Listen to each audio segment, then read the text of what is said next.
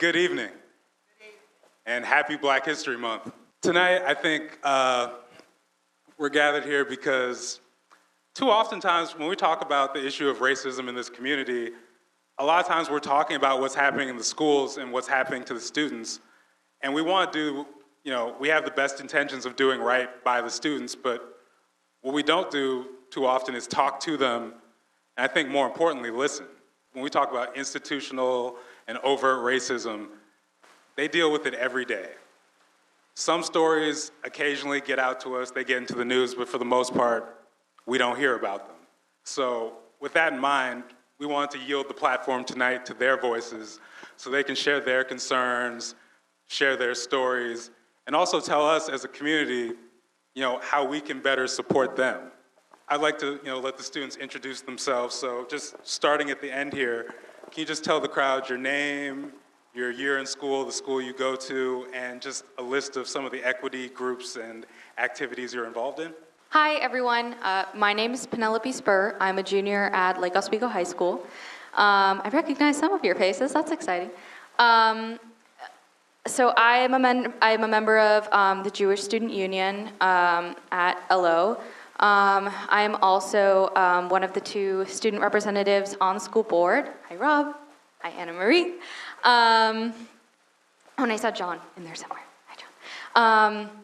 And I am also one of the co-founders of Students for Change at between Lake Oswego High School and Lakeridge. I'm heavily involved with our diversity committees, both the students on there, the teachers on there, and also our, I would generally say that I'm politically engaged and I care a tremendous lot about this issue.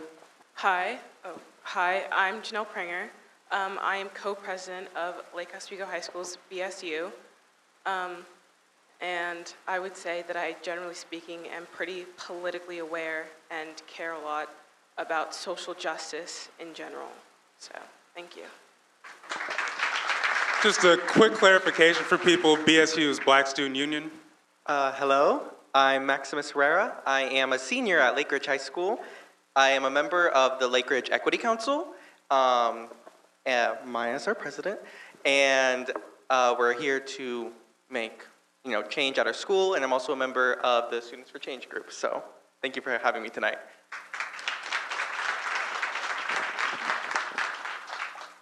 Hello, my name is Maya Gordon. I'm the president of the Lakeridge High School Equity Council. I created the group my freshman year after reading a lot in the newspapers about Lake Oswego and kind of seeing that it's not just me out there in this town. There's a lot of other people who go through the same things that I do. So I created the group to try and make a change, make a difference, however big or small that is.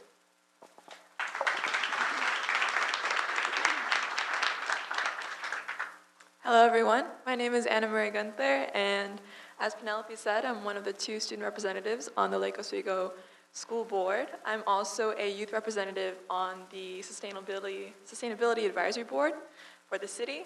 I also serve on the Youth Action Council, and I also am the president of an environmental action club at Lakeridge High School. Did I already say I'm a junior? I'm a junior at Lakeridge High School. This is my 2nd year on the Equity Council, which Max already stated that Maya is the president of, and I'm really looking forward to speaking with you all tonight. Thank you.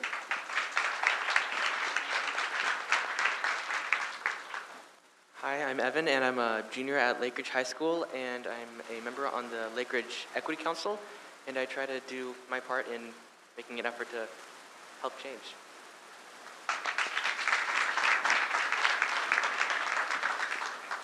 Hi, my name is Anushka Nair, and I'm a senior at Lake Oswego High School. I am the co-chair of the Diversity, Equity, and Inclusion District Committee for Lake Oswego Public Schools, and one of 2 student representatives with Maya. I am the founder and executive chair of Enough is Enough, a student group I founded in junior year, which is involved in making sure that our school community is focused on the same diversity issues that we as a community here have in our foresight. And I'm also one of the founding members of our Lake Oswego High School Diversity and Equity Council.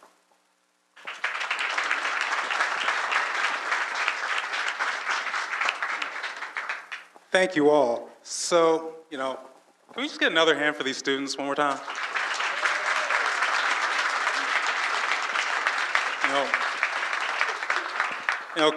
Coming up here and speaking their truth is hard, so, this is a big thing.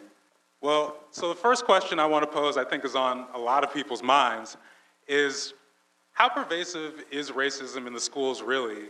And could you just share some examples?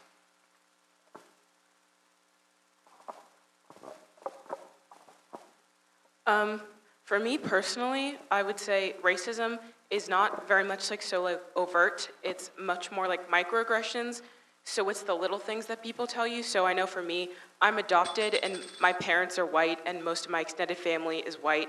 So people have told me that I'm the whitest black person they know, which I don't really appreciate personally. And then it's other things that people will just touch my hair without asking me, like I'm some sort of dog, which again, I don't much appreciate. And also it's asking me questions that wouldn't really be appreciate, you wouldn't just ask a person questions that I shouldn't have to answer, questions, people would ask me oh, is it okay if I say the N-word because you're my black friend so you can give me a pass, which is obviously not okay. So it's just it's little things like that that I would say that aren't really policed very much so as overt racism.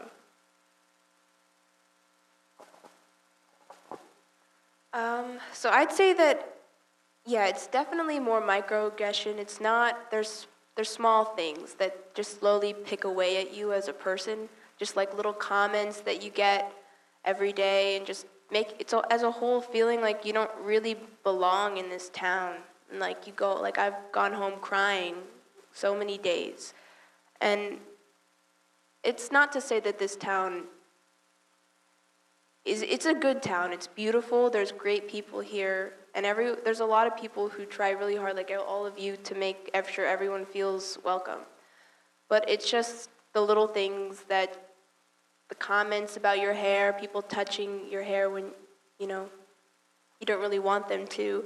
Or when there's a really big epidemic of students at our school using the N-word to talk to one another, white students, wanting other black students to call them the N-word or just using it in everyday language, and just stuff like that makes you feel they don't respect you, they don't respect your culture. And overall, it just makes me not want to really live here. So when I talk about racism, I want to first say that I am white to most people. I'm half German and half Korean. My mother is Korean. I moved here 2 years ago from Taiwan. So my experiences here are limited, and I'm not the most educated, and I haven't been in this community for long enough really to speak more in depth. But from what I'm seeing, it's what Maya has said pretty much, is that it's a lot more microaggressions, and as a bystander, I see it as a more of an unwillingness to care about the weight of your choice of words. And I see it a lot as people adopt a form of humor that doesn't belong to them, or use stereotypes that they aren't aware of where they stemmed from. And an example of this occurring recently is in my AP English class. We had this discussion about using the N-word while reading The Adventures of Huckleberry Finn by Mark Twain. And to say that the conversation wasn't comfortable would be an understatement. It was extremely unpleasant to sit through, especially while looking around at the classroom. Every single person in that classroom is white, or there were maybe a few people who may identify as another race, but for the vast majority of people were white. So to talk about whether or not to use the N-word, where there is no representation of that of the community of which that word belongs to, was extremely uncomfortable to sit through. And then throughout that conversation, it grew increasingly more agitated and hostile. And as soon as people would speak about their opinions, they would almost immediately be alienated. And it was almost impossible to feel brave enough to talk about your opinion, or to come out of silence without feeling extremely uncomfortable, and I just didn't feel like it was in our place to decide whether or not we could use the word or not, and I didn't really appreciate the conversation that arose from that. So I think when I respond to the question, I guess, a lot of the conversations that surround race at the schools are very hostile or uncomfortable, I guess is a better word, that people don't know the right approach to talk about it. People feel uncomfortable to talk about it because they feel like they can't, or they feel like it's not in their place. And that's where a lot of the problem stems as well, because if you never talk about it, how can you ever address it? And that's where my problems lie, really. So let's just kind of dig a little bit more into microaggressions. Yeah, would anyone else like to talk about, I guess, just how that, well, one, some examples, but also just how it affects not just your schoolwork, but just your everyday life?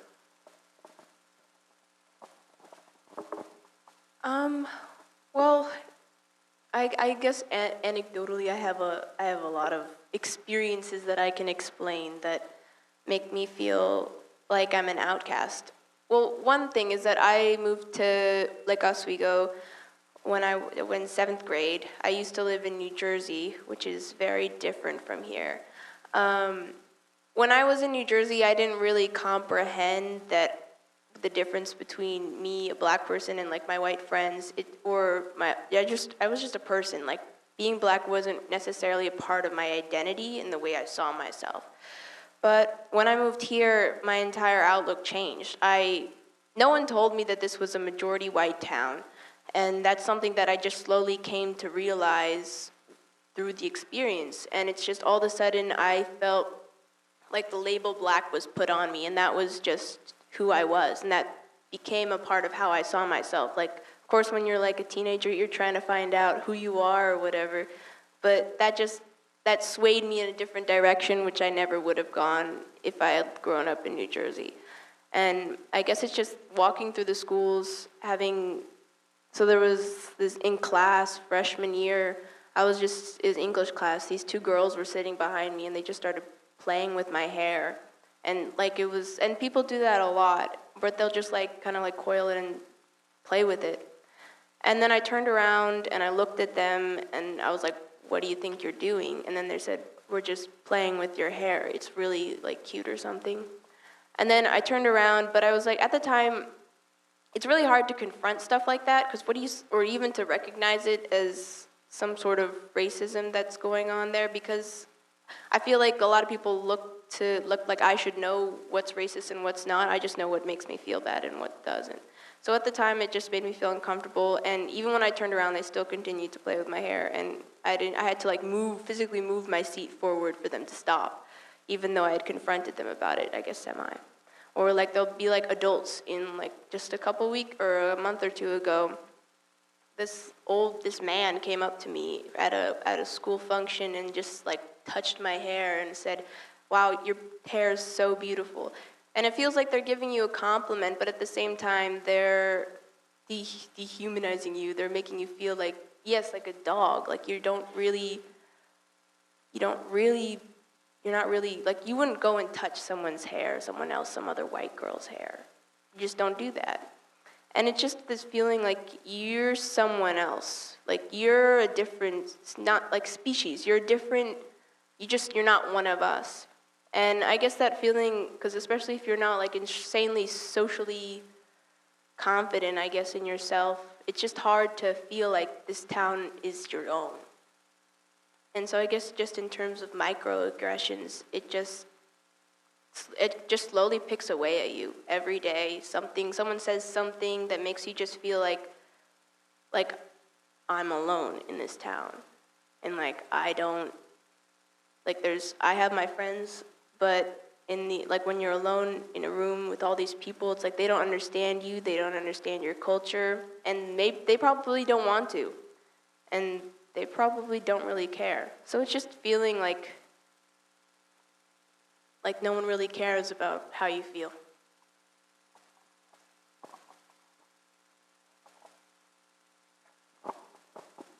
I just have a quick kind of story to share. So a lot of the times at school, the racism I encounter is kind of in the form of students asking, like, provoking questions to get a rise out of people. An example of this happened in my history class. We were learning about the Black Rights Movement, and we were learning about lynching. And we were talking about the case of Emmett Till, who was, I believe, 14 years old when he was murdered, lynched, and hung by a rope. And my teacher went on to explain that what happened at the time was this rope was cut up into 1-inch pieces and sold as souvenirs. So you could own a piece of, this poor child's lynching. And, some snarky white kid in the class kind of sat up straight in his chair, raised his hand, and he goes, "Well, how much was it?" Well, it's hard for me to put into words how uncomfortable I felt and how it was just disgusting, honestly. And you see, at least I have seen a lot of that in my school where, you're asking these questions, you're talking about these issues like it's nothing, like it doesn't matter, like these people aren't even human, so that's what I've seen. Thank you. I'm not really in a position to speak about this in terms of racism, but I can speak in terms of anti-Semitism, and I'll explain. So last year I was being interviewed by a friend, and I was sort of explaining my background. Like Maya, I actually didn't know you were from New Jersey. I'm from New Jersey as well. Yeah. And so I was explaining my background. I was explaining I'm Jewish. It's a large part of my identity. It makes me who I am. Eventually we got to the topic of, oh, so what do you want to do? What do your parents do? And I said, oh, my parents are financial advisors. They worked on Wall Street. And the person scoffed. He was like, oh my God. Well, that's one way to help the Jewish stereotype. And he was like, so what do you want to do? And I was like, I want to be a lawyer. And he was like, oh, well. And the interview ended there, and I was just like left with this like terrible feeling. And coming from New Jersey, I came from a town that was probably 40% Jewish, and that feels huge, and I took it for granted, and I didn't even realize how I would feel. I know I'm sort of answering number 6, I'm sorry. I didn't realize how I would feel when I moved somewhere where I was one of 2, where I was the only Jew in my grade who would not come to school for Yom Kippur, which is the holiest day in the Jewish year. And the reason why I bring this up is because, no, I'm not really equipped to speak about racism that's been inflicted towards me, but I think in this experience, and there are several others, I've started to get a taste of what it's like when you feel like you don't have someone and you feel like an outsider. It's difficult for me to speak to, and I think I'm able to, like, if I didn't want to share that I was Jewish, I don't have to. For people of color, it's not something that they can, like, hide, and so that's something that I take into heart every time I have a conversation with someone that I know about racism, and it's difficult and it's painful to not have people there, and so I think that that's something that we need to remember. That's something that I always remember, that those small microaggressions that I've experienced, that's something that's a parallel, but it's also not quite the same because people of color don't have that like sense of security under their skin. I'm half Mexican, and as I can usually, in this community, I tend to pass without anyone noticing. I'm just white. No one really puts thought into categorizing me as anything else than what they would take to be like the first appearance that they have of me. And so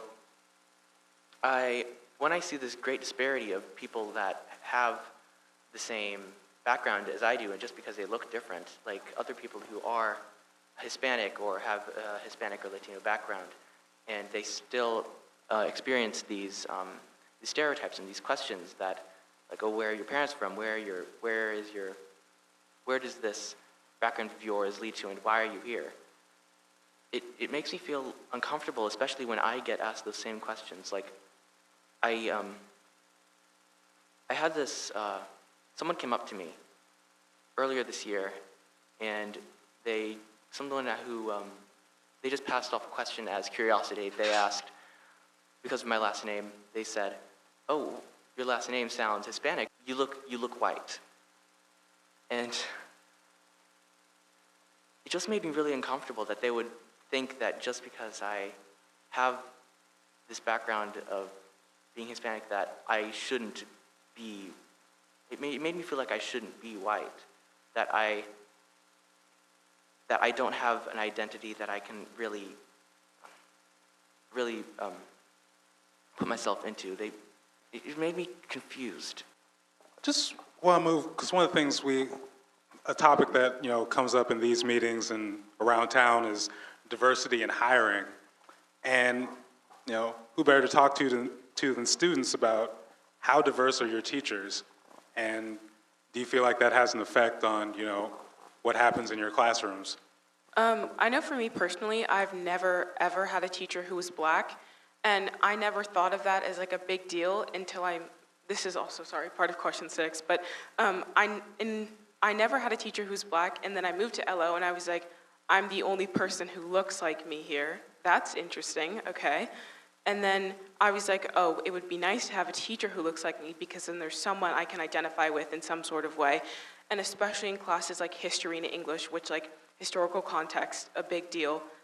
So I think that especially having like a white teacher teaching like slavery and things like that, people feel that they have the right to say certain things that they wouldn't otherwise say if they had a teacher of color or they had someone in a position of power who is a person of color, because they think, oh, because this white teacher is here and I'm white, that gives me the right to say something really offensive and rude, because they can identify it because they're not a person of color, so it shouldn't offend them. So I know that like they're trying to integrate more people of color and history of people of color into our like curriculum.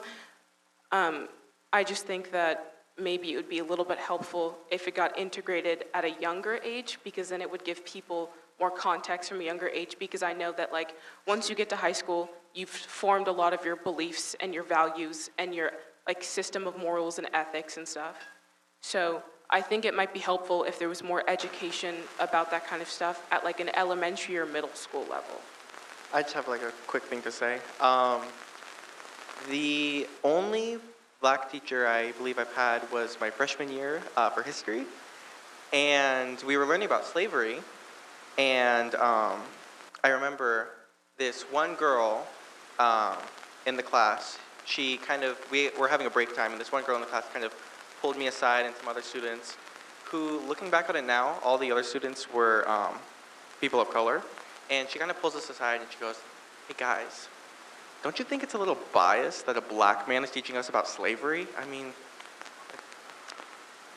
and we're all like people of color, and we all kind of look at her like, girl, what are you talking about?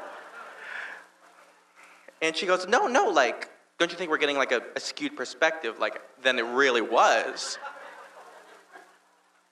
And in my head, I'm thinking, if you're getting the white perspective, that's still a white perspective.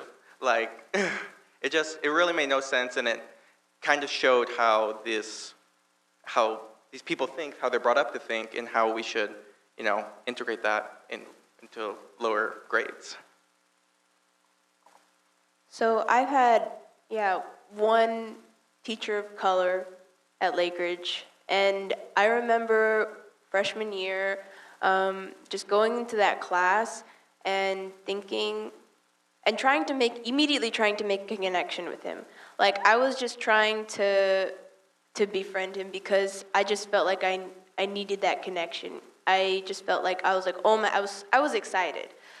I wanted to feel like there was someone like me, that we had a shared background. Like I was trying to figure out like what we have in common, and I would share it with him. And I just remember just feeling like he understood at least a little bit of something that I went through. And just that shared feeling made me feel like sitting in that classroom that I wasn't really an outsider, that, you know, I belonged in that classroom maybe more than other kids did. And just that feeling, just sitting there, I don't know how it can be described in words, and whether like other students will feel that really when they have a teacher of color. Or there'll be teachers, there's teachers throughout the school who are at Lakeridge who are persons of color. And just seeing them around makes me feel like I'm just not isolated. Even though if I don't talk to them, if I don't know them, it just makes me feel like I'm one of many, and there's people in the school that are at least looking out for my perspective. Okay, so at my high school, the diversity of teachers is completely non-existent. And so I'd like to talk about when one of the teachers is absent. In my history class, my teacher was gone for one day, and a substitute came. And this substitute was Asian.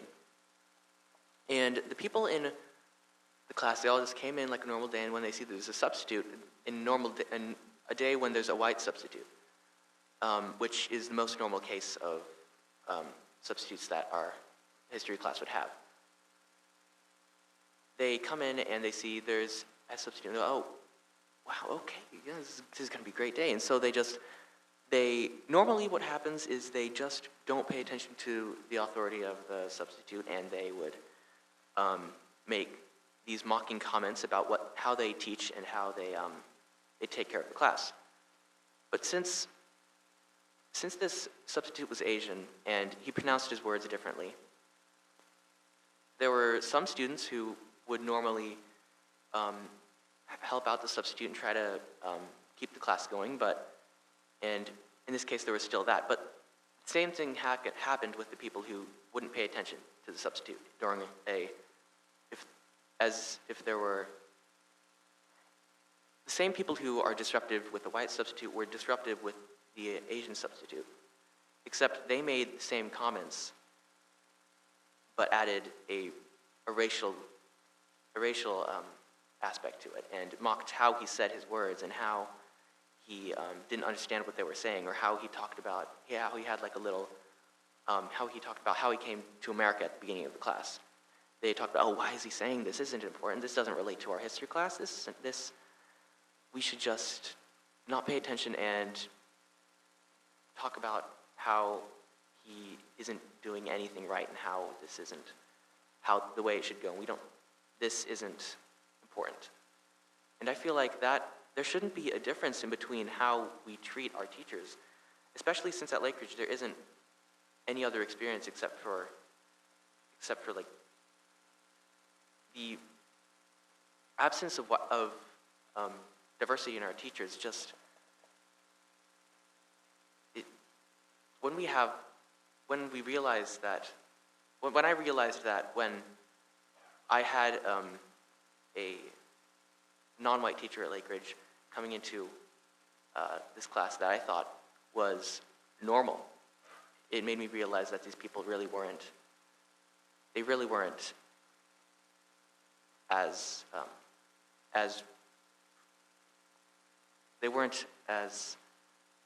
clear on their thoughts as I thought they had been. So we've kind of touched on this a little bit already, but just curious, like, do you feel like you're able to have nuanced discussions about racism in your classes or with any of your teachers? So short answer, no, but long answer, a year ago, so we live in a post 9/11 world, and as somebody who's a Brown student in LO, there is a lot of aspects of nuanced Islamophobia that exists in our community that isn't as talked about as other forms of racism. Last year, in my junior year, a large slate of Indian cab drivers were killed because people thought that they were Muslim. And as a community, we choose not to identify ourselves as separate because we don't believe on throwing another community under the bus to separate us. But a huge amount of people from my culture and my race and people peripherally that the Indian community knew were killed. And that's very hard to hear as somebody who's in that community, and especially with somebody, my father has a name that connotates, his name is Mohan Das. And the Das is something that people sometimes see as not American. So that day when that happened and I read all about the news, I didn't want my dad to drive me to school. I kept trying to stay home, and he thought I was trying to be a brat, but actually, I just didn't want him to go to work because I didn't know what could happen to him when he wasn't with me. And so he finally drove me to school because my parents are big on education. And so I got to school, and I'm going through my day, and I keep thinking, how am I supposed to bring up the fact that this happened in my community in a class about algebra? And then how am I supposed to bring it up in US government when we're talking about different political parties in the sphere of parliament? How am I supposed to bring this up in science? Because, I mean, looking at rats isn't the same as talking about a political discussion. And so there wasn't any sphere to talk about it. And finally, when I got to where I was talking with my friends, I mentioned it, and they were like, yeah, I totally read about that. I just had a few questions. And I was like, okay, yeah, totally. And I thought they might be about the circumstances of what happened, but instead their questions were, I just was really curious. They had this terminology, do Indians actually speak Indian? And does that cloth hat that they wear a thing? And like, why are a lot of Indians cab drivers? Like, is that a thing that a lot of you people like to do? And sitting there, feeling that I couldn't even let my dad walk out the door that morning, I was absolutely devastated. And coming to school the next day was one of the hardest things I've ever had to do. And I was so angry about it for a while. But then the more I thought about it, I realized there's no other person that these students had a chance to ask these questions. And the problem with our district is we don't give students a chance to ask dumb questions. And when we don't give them a chance to ask dumb questions, they assume the answers, and that is the most dangerous thing as a community that we could have. The narrative that is driven is by the news, is by multiple sources saying that every African-American person commits crimes, every person who's wearing a turban has a bomb on them. When students only see that narrative and cannot walk into a class and question that in an educational circle where that is the prerogative, it shouldn't be my responsibility to educate you about that. It should be our education's responsibility to do that job and let you know what you need to do and what you need to know to be a conscientious citizen of our mostly multicultural world.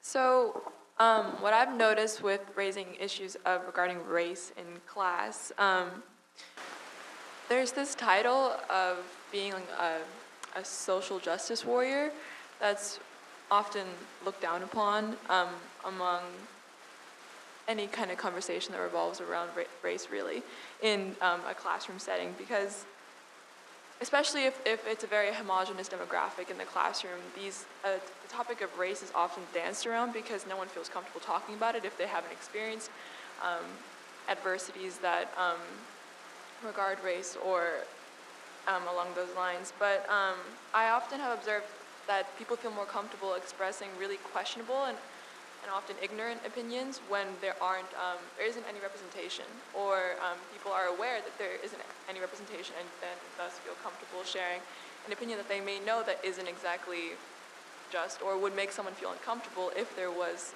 someone of a particular race in that classroom, which is extremely uncomfortable to sit through and especially uncomfortable to witness as other people feel more comfortable kind of arising out of their shell once they realize that they aren't alone in their opinion that may be stemming from ignorance rather than a just and evidence-supported opinion. I think this is most prevalent in our core classes when we're mandated to complete certain classes to graduate, and there is a curriculum that is set out for us and that we have to meet certain objectives to pass and so on. And oftentimes I have teachers having to pull in examples that aren't included in the curriculum because they realize themselves that the curriculum isn't comprehensive enough to truly illustrate the issue or the era that they're trying to communicate to us students. And that's disturbing because we're supposed to be, completing these core classes to achieve whatever objectives that the school district has set out for us to learn. And when teachers have to pull out examples from their own knowledge or from outside resources because they don't feel like their curriculum is comprehensive enough, that's unsettling. That that makes me lose some trust in what is being taught to me in the classroom, and also makes me feel like that I can't trust in the education system to give me the knowledge and to give me the empathy and the tolerance to truly comprehend all the history that I need to move forward in my life and to be a respectful citizen. So that's what I've noticed. And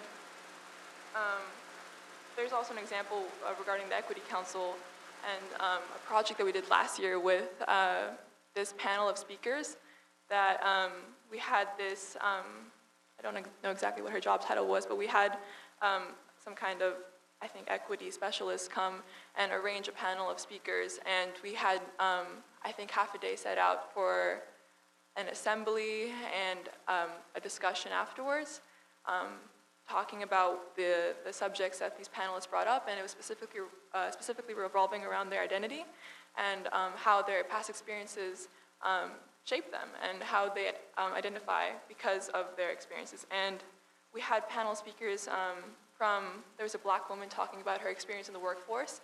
There was a senior at a high school, I can't remember which one, but she was talking about her experience in a refugee camp and the adversity that she experienced with her family there and coming to the US and having to completely relearn everything that she had ever known. And these were incredibly moving stories, and listening to these stories was emotional, and especially seeing these panelists become so involved in trying to communicate that those to us was a unique experience and nothing that I've ever experienced at a school before. And I was very encouraged by this assembly, and then coming to the classroom afterward was just a very, very different experience because coming from this assembly, I felt extremely moved. I felt like I could talk about what these panelists made me feel, and how those issues revolving around identity translate to our own school system. And then coming back to these classrooms, it was disappointing because not only were students not willing to participate, but they also just couldn't care less. It's treated as if Lake Oswego is just the way it is. It always has been, and it always will be. And that's the kind of consensus that I got from those conversations, is because no one felt comfortable talking about our issues that are stem from our lack of diversity, or admitting that someone may be part of the problem, or that you may be part of the problem, but you don't know why, or you want to help and you don't know exactly how. And it's impossible to have these conversations and to move forward without realizing where you are and who you are in the community and what you represent. And to walk into these conversations and to have no one really caring or no one really willing to participate or contribute to this conversation that is trying to instigate some kind of discussion to just spark any kind of dialogue, it's extremely discouraging to see almost a lack of interest. And I feel like that is common among these conversations that we have. Okay, so we have time for one more question before the break. And we might only be able to get a couple of responses in, just so you know. But I was curious, are you able to connect with students outside of LO? And do you feel as if, and this may sound a little bit like me editorializing, so I apologize, but do you feel as if the idea of the bubble almost gives people an excuse to embrace ignorance in this town? I know that for me, so in 8th grade, my counselor organized a group of students, and it was mostly Black students, to go to this diversity conference at Catlin Gable, and we watched this documentary called Black Girl in Suburbia, and I really identified with it because it was just talking Black girls who go to predominantly white schools and their experiences. And then after that, we also went last year to the Black Student Summit that a school in the Beaverton School District hosted. And one very interesting thing that happened was we played this game and everyone was sitting on the bleachers, and it was, they would say a statement, and if you identified with the statement, you would stand up. And as the statements, so every time the statement changes, and it was just so interesting to see how many people identified with them. And one of the statements was, we brought this up a lot, but have you ever had your hair touched when you didn't ask for it? And everyone stood up and the crowd just like erupted. And I was like, it's so crazy how everyone can share this like one experience.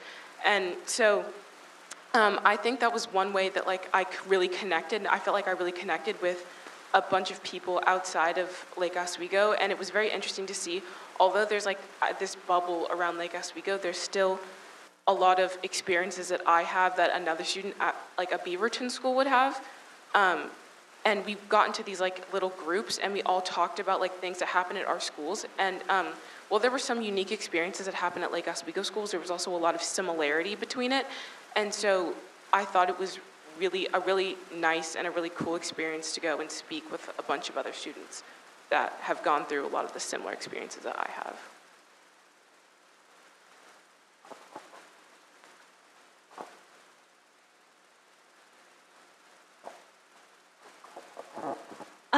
To the question of whether the idea of the bubble gives people an excuse to be ignorant, I don't believe that's the case. I don't believe it's an excuse. I believe it's the cause of why a lot of us have this ignorance. I was away, so when I was in kindergarten, I used to leave my hair, I have very ethnic, floofy hair. It's huge. And for me, I had never had a problem before kindergarten with my hair. And when I had gotten into kindergarten, not kindergarten, I think it was somewhere in elementary school, it was back to school night, and my mom, who, as we know, is really big on my education, went after my teacher, and she was like, hey, I just want to talk about my kid. Anushka's super excited. Do you have any feedback? And the teacher, bless her heart, was the sweetest person, was always nice to me, nothing bad I could say about her, looked at my mom and said, it's just all that hair. And my mom was like, is there anything educational you'd like to comment on? Like, is her reading level great? Like, and the teacher was like, yeah, but the fact that she had said all that hair, for 13 years, I've been in this district for 13 years, I have straightened my hair since that point. And I had straightened my hair until last summer. I went away to a research opportunity where multiple people were Indian and multiple people were minorities who had hair like mine. And walking in, I felt all great with my straightened hair, and I walked in and I saw 20 or 30 kids, young Indian girls with the same hair I had. And the more and more, I was at that camp for 6 weeks. It took me 3 weeks to stop straightening my hair.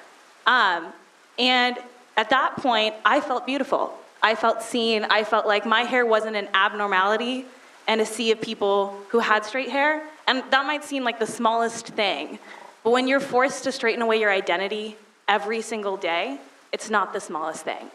And so standing there, when I saw someone's hair who was straight, I didn't feel envious.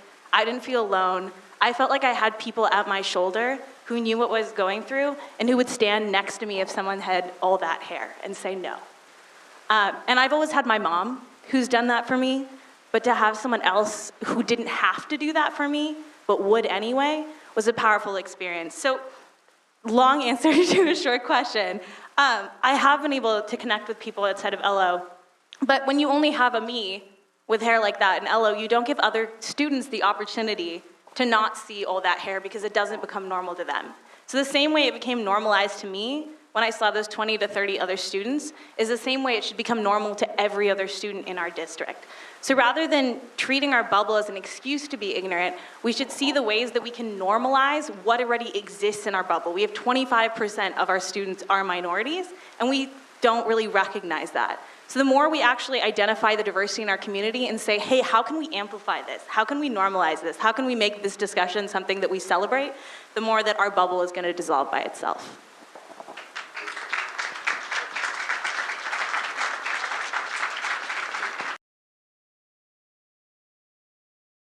first audience question.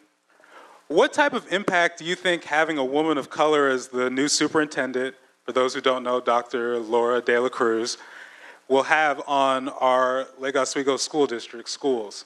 For one, I think it'll mean everything to me and everyone up here. Just having someone on the school that's administration that looks like you, because at the moment the entire administration is mainly white, and that's incredibly problematic because those people while they're very capable people and do a wonderful job, they don't have the experiences that a person of color has. They don't have that emotional connection to it that they can push through their legislation or whatever their work.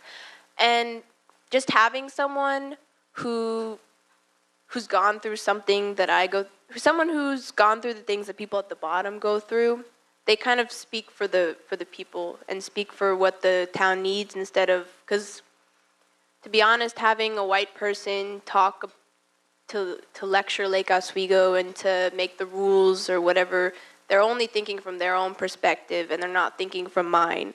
And that just continues Lake Oswego's problems. It just makes things worse for students like me. So in the future, I think it'll set the Lake Oswego onto a new standard and push the town forward into a better direction. So, as someone who's had a one-on-one session with Dr. De La Cruz, I am so excited that she's coming to be the superintendent of our district. She is amazing.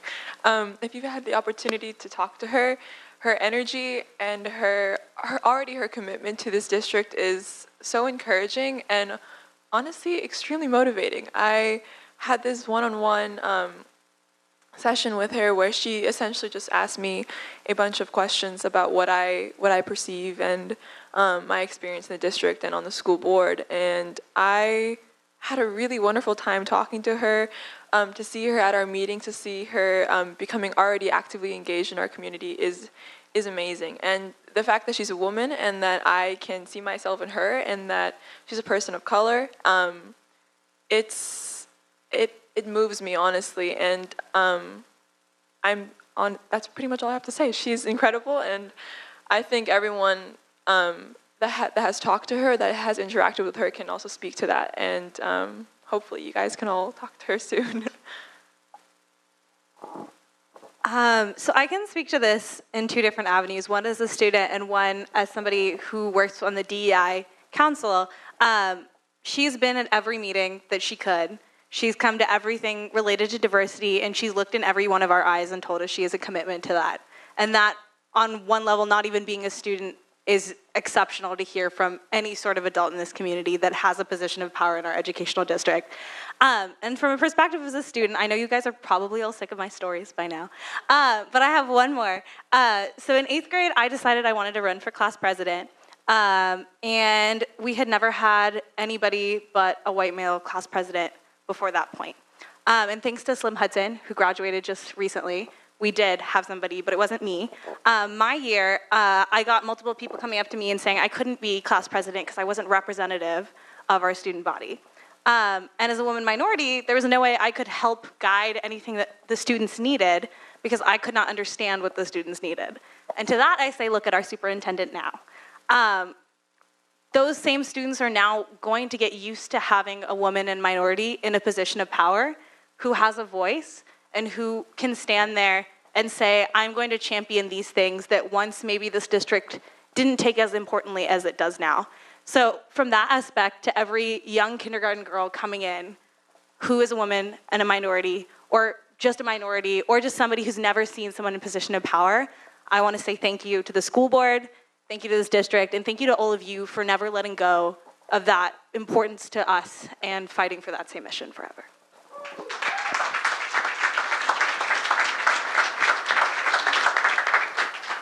So, second audience submitted question, do you feel like you have support from students who are not of your race, and do you feel like someone has your back?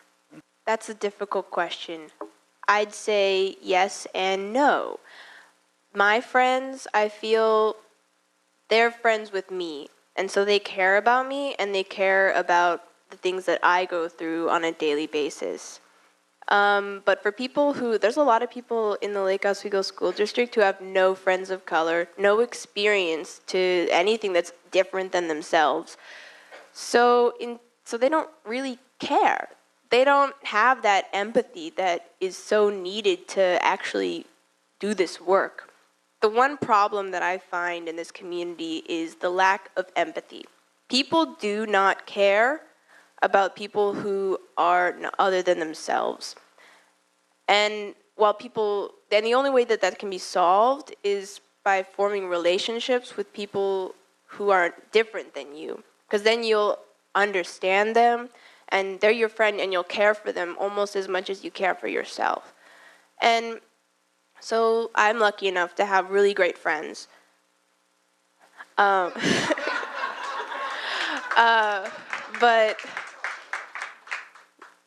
there's also lots of learning moments that you have. So I remember 7th grade, I moved here in 7th grade, and I knew nobody. And I had no friends for basically a year. And especially for someone who's not so socially outgoing and talks to everyone, it's incredibly hard to get into those cliques in Lake Oswego. So I had one friend, and I was kind of starting to find my people in the school. And I have this one friend, and she's really close. She's a really close friend to me. But we had this experience where we were sitting at lunch, and she told me, like, she was saying, like, I don't understand why all these people are blaming all white people and claiming that they're all racist and that all white people are bad. And at that time, I really didn't know a lot about race and concerns, but I knew that hurt me because I just had this sudden realization that this friend that I thought she didn't understand, like she was taking a side to all the people at the school who I felt were on the other side. And while there was someone right next to me who held these beliefs that she thinks that people of color are all just demonizing the white society instead of saying that it's all someone else's fault, that she's not racist, but it's someone else, so why are you blaming me for being white, basically. And I remember I stormed. I didn't say anything. I just stormed off and I cried for a little while. And then she started crying because, of course, everyone's crying. And but then I kind of told her, I had that moment where I kind of told her how much that hurt me, having her kind of say those things to me because she doesn't understand. And she would have never known something like that if she hadn't been friends with me. She would have never, there's probably people who go through life not ever learning or thinking about how something that they do affects other people of different races because they don't have that perspective. And so just because we are a bubble, it is a majority white community, these people don't have the ability to educate themselves properly and to have that empathy which is needed to care for other people and just love everyone instead of all the complications. I agree with Maya in the sense that there's a yes and a no, because I feel that I surround myself with people who think similarly to me and believe the same things that I do. So all those people obviously care about what I care about, and they support me, so they care about what I care about. But then there's also the other side. So I'm co-president of our school's Black Student Union, and last year when we were talking, I was like, oh yeah, our BSU, we're gonna go do this Black Student Summit, it's gonna be so much fun, I'm so excited.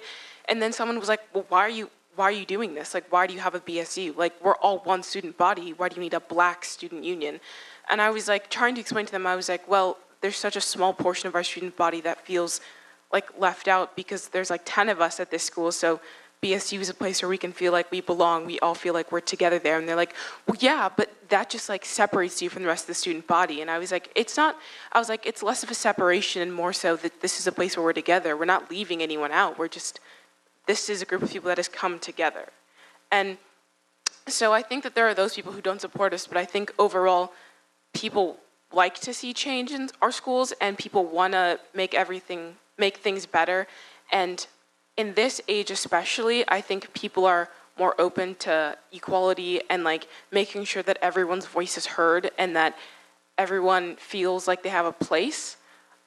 So I do think that for the most part, everyone is supported and stuff like that, but also there are always going to be naysayers, and there's always going to be people who don't believe what you believe and who like to think in negatives instead of positives. So I think we more so have to look at the people who do believe in us, and those people are in a majority. So to focus on those people. Yeah. So I know it seems a little weird why I'm speaking to this question, but I just wanted to speak to the white people in the room, and especially to the white students. I don't see a whole lot of you there, but considering that this is on video, hopefully they'll take some time to watch. I just wanted to pose a question, like, how can we as white people be better allies? How can we be better friends? How can we support our friends and community of color more? Clearly, this is an issue that is not exclusive to communities of color. This is a community issue, and it's something that we all hold a stake in. And this isn't something that we can just shy away from. I think if I could even like conceptualize of me just ignoring this issue, especially considering that I have several friends who are students of color or who are people of color, if I were to just shy away from this issue, like that would make me sick to know that that they struggle with this and that I am not being there for them. So I'm just gonna pose the question, and hopefully when you're going home tonight, and hopefully when you're just spending time with other people every day, which is, you know, just everyday life, this is always in the back of your mind. Just in general, I mean, not even pertaining to the issue of racism, but we're here today because of racism.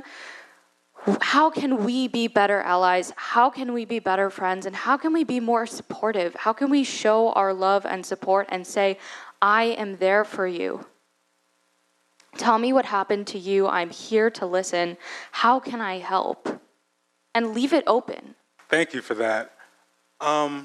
So I think we've heard a lot tonight, and hopefully this has helped open some people's eyes, get people thinking not just about, you know, the issues that happen in the schools, but the possibilities of things we can do, and maybe some of the solutions and opportunities that we're not thinking about that, as some of these students have laid out tonight, are right there for us to take on. One last question that I want to open up for everyone on the panel, which is, what is it you think that adults in this community are most unaware of when it comes to racism in schools? And how can we better support you as concerned community members? I honestly think that when we think of racism, it's very difficult for us to picture racism in our own lives, to picture racism in our own communities. And when we're talking about racism, two words have come up, institutionalized racism and microaggressions. And I think that feels like two extremes. Like, we have institutional racism, and I think of like the school to prison pipeline. I think of that, and I think of that as like a really widespread, like national issue. And then I think about microaggressions, which can just be like one-on-one. And I think what we need to remember here is that it's not those two seeming extremes, that there's much more to the issue of racism. And what I want to speak to in just these few minutes is education and how it's critical to solving this issue. And I mean, I'm using the word solving, and it's not even doing it justice. It's how we can even begin to address this issue, because it's so deeply rooted in education. And I was reading an article from Vox the other day, and it was discussing how we teach slavery, which surprisingly enough is not taught very effectively. It seems to me pretty ridiculous, but we don't have any sort of standard about the way that we teach slavery.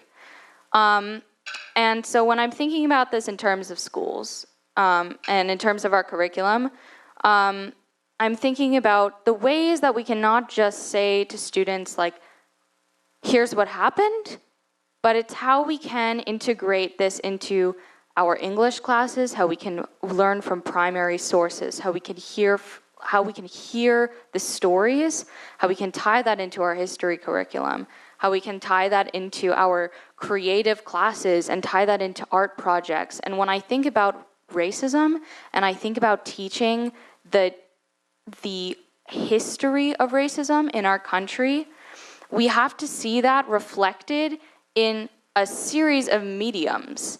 I'm an art student, and I know that one of the most effective ways to appeal to people emotionally and mentally is through art.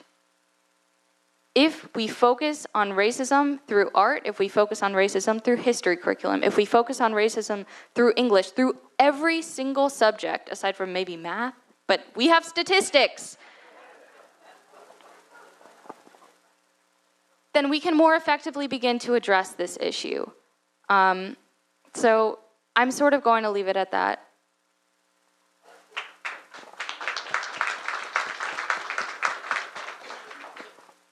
I think for me, one of the ways that I've seen most effectively to like educate, because I think, again, education is one of the biggest ways that you can combat the issue of racism, because a lot of it just stems from ignorance, is one, implementing more like comprehensive talk about racism in schools, especially at a young age, because I know personally, like, being a Black woman in America, like, there's a lot of things that I needed to know before the rest of my classmates needed to know, just because I'm Black and they're white. So there was a lot of things like the history of the N-word and why that's not a good word when people call you that, because some girl called me that. And I was like, Mom, what does this mean? And she was like, okay. So we had to talk about that, and it's just like little things like that where it's like you need to speak about it, because then people start using that word and don't know the history of it, and then they're just like, well, how was I supposed to know? No one ever taught me.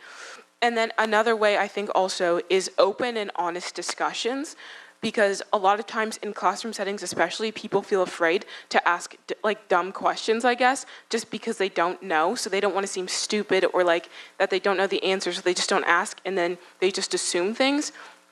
So I know personally, like, I get a lot of questions from my friends when they're just genuinely curious about things.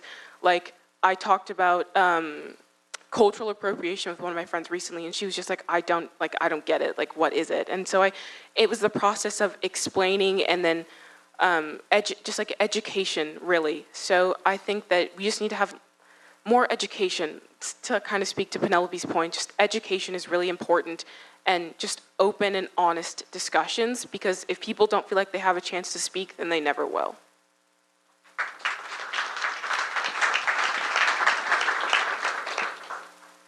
I think the thing a lot of adults are either unaware of or apathetic to is how these, we talked a lot about microaggressions tonight and how, you know, these anecdotal kind of experiences have shaped us. And I think some things that a lot of people in our community don't understand is how these can affect us over time. I like to think of a person's like tolerance to these things as like a big rock. A few semi-suggestive remarks isn't gonna break you. You're a pretty strong rock. But hearing somebody say the N-word, making fun of your hair, repeatedly asking where you're really from, I mean, you can handle it. But going in day after day after day, you're putting cracks in your metaphorical rock, okay? And pretty soon, you're gonna crumble, okay? And I think that's what me and a lot of other people on this panel have experienced, is just the constant barrage of, you know, these tiny things that overall break us down and wear us down. And I think that's what a lot of adults need to understand, whether that be adults in the community or adults in the classroom, just making sure that these small things get put to an end so that they don't lead to somebody's eventual crumbling.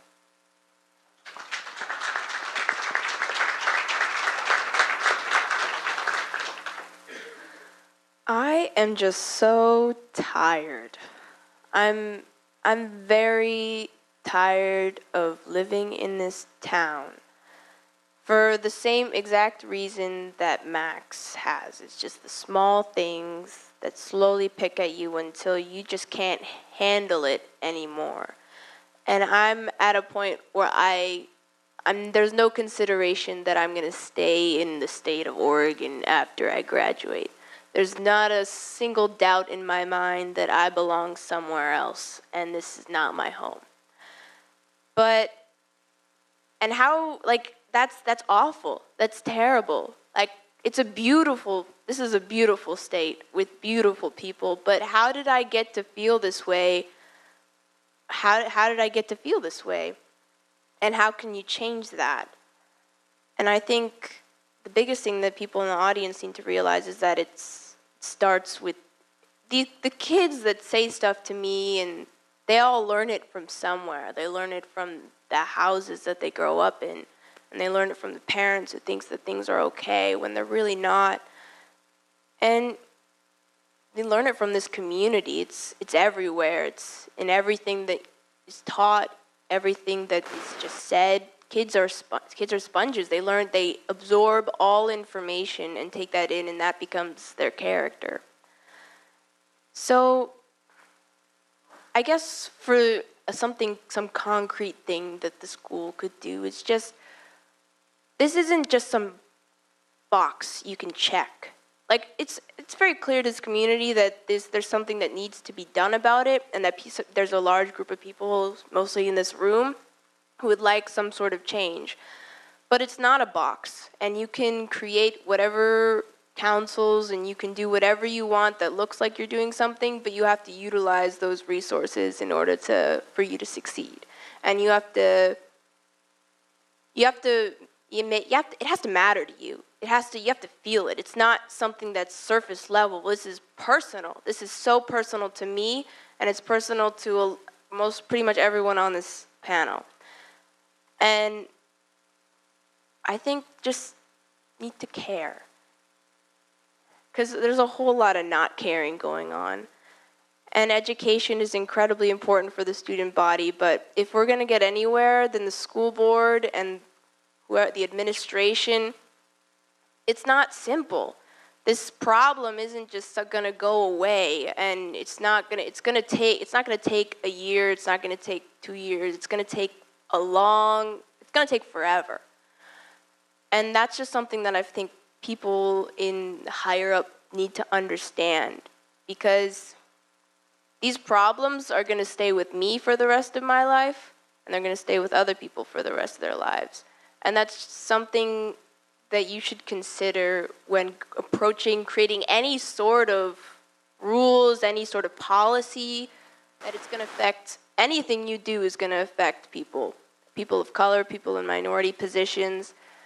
And you need to utilize, you can't be an all-white board creating some policy involving people of minority. You have to have people who know about it, people who have these experiences, because you'll never create a policy or anything that's going to be half as good as what people who have those techniques and experiences can go through.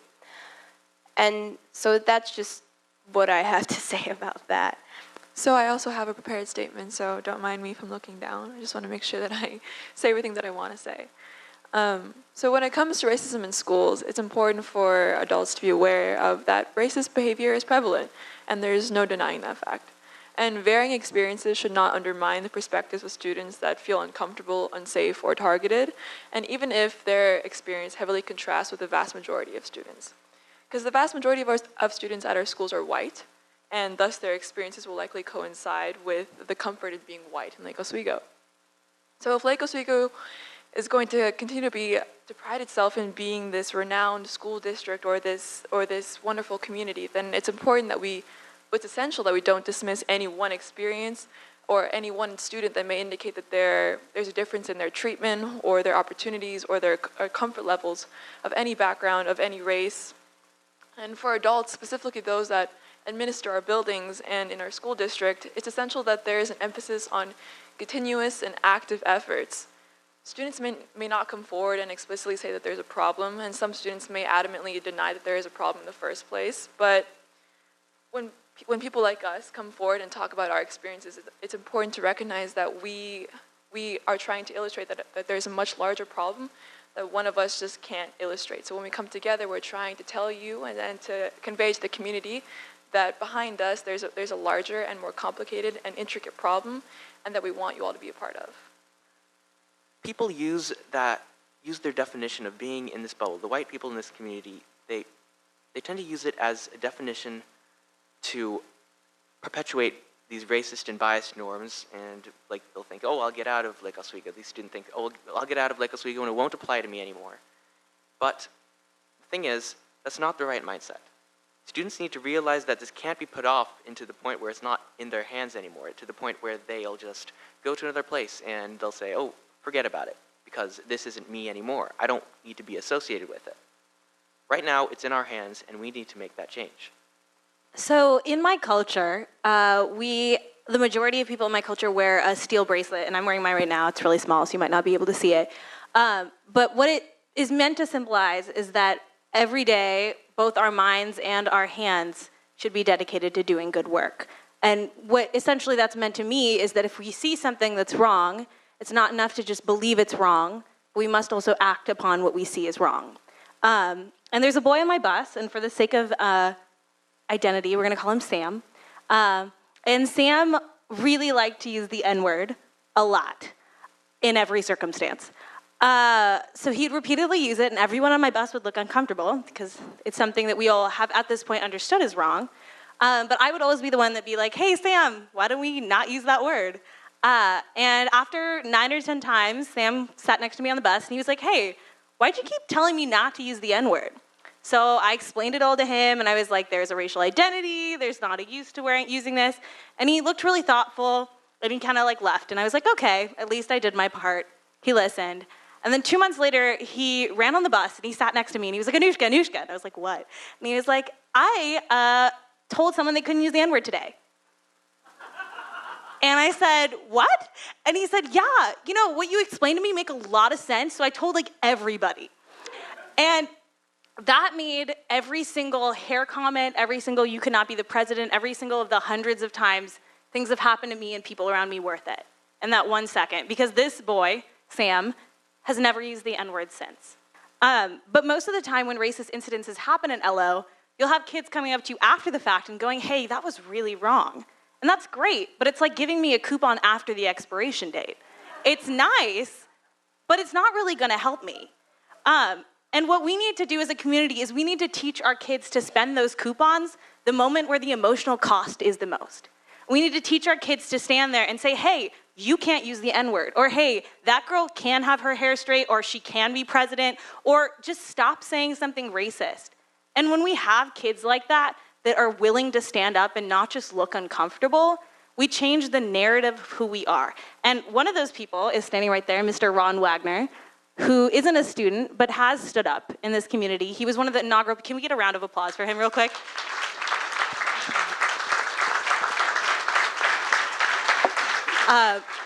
He was one of the inaugural people to push for us having our district diversity, equity, inclusion committee.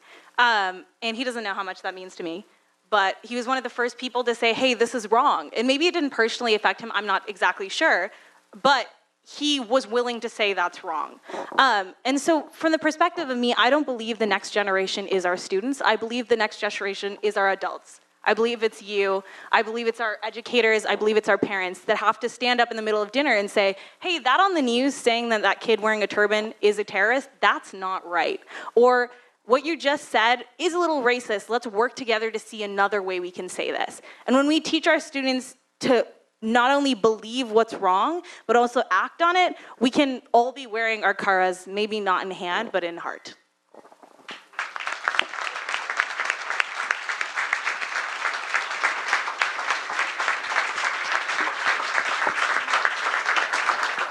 So, yeah, can we get another round of applause for these students, please?